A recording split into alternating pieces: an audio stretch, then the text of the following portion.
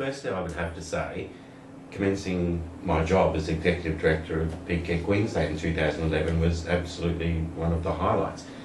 And that's because this job is such an important job, and the role that Peak Care Queensland has to play is such an important role. It's very rarely that you have the opportunity to influence people's thinking and to shape a service system. And that's a job that we here at Peak Care attack with a lot of passion, and we're supported in our member agencies and a very supportive board in tackling that. So it's very rarely that you get that kind of opportunity. So of course it's exhilarating and exciting to have had that happen during 2011. Some of the other things that I would say were particular highlights included a blog post that I entered about National Sorry Day, and specifically this was about some racist comments directed at Christine Arnoux. What was exhilarating about this was the number of organisations and individuals who posted comments who basically joined us in standing up against racism. That was always an exhilarating thing to see when people are prepared to stand up and be counted and put their name to something that they think is wrong. More recently, we ran a campaign on transition from care and the importance of improving our transition from care services for Queensland young people leaving care. What was wonderful to see were 3 letters that were published by the Courier Mail. They were letters to the editor that were posted by former foster carers.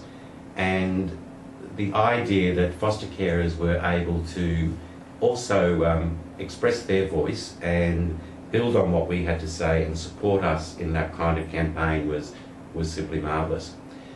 So as we proceed through to 2012, then I'm hoping to see more of that people are prepared to stand up and count and be counted for things that are really important. Some of the other highlights that I would have to mention would be ones where I had the opportunity to meet with firstly Cindy Blackstock from Canada, and that was at the Combined Voices Conference. That was a workshop that was conducted as part of the QCOS conference. Cindy was a remarkable woman, and to share the stage with her was an incredible delight. And she gave us some inspiration and motivation to continue our work on the Combined Voices campaign that we think is an incredibly important campaign. At the moment, we have 37% of children in care being Aboriginal and Torres Strait Islander, and that's simply not an acceptable kind of proportion. So that remains in our mind one of the critical features of the child protection system in Queensland that needs to be addressed, and we all need to do that together. The other person I would mention is Professor Eileen Munro, who I had the good fortune to meet a little while ago as well. And that links again with another campaign that Peak Care commenced this year and will be continuing into the new year, and that's our Munro campaign. So to actually meet Professor Munro and hear from her about the review of the United Kingdom's child protection system and what implications that might have for Queensland was a remarkable experience. So we're certainly hoping to build on that and continue our Munro campaign and invite all of you to contribute your ideas about what we can learn from the UK experience as well.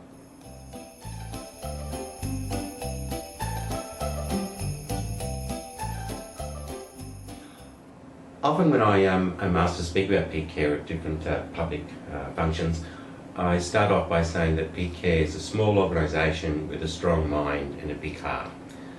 So what I'm looking forward to in 2012 is developing an even stronger mind and an even bigger heart, if that's at all possible.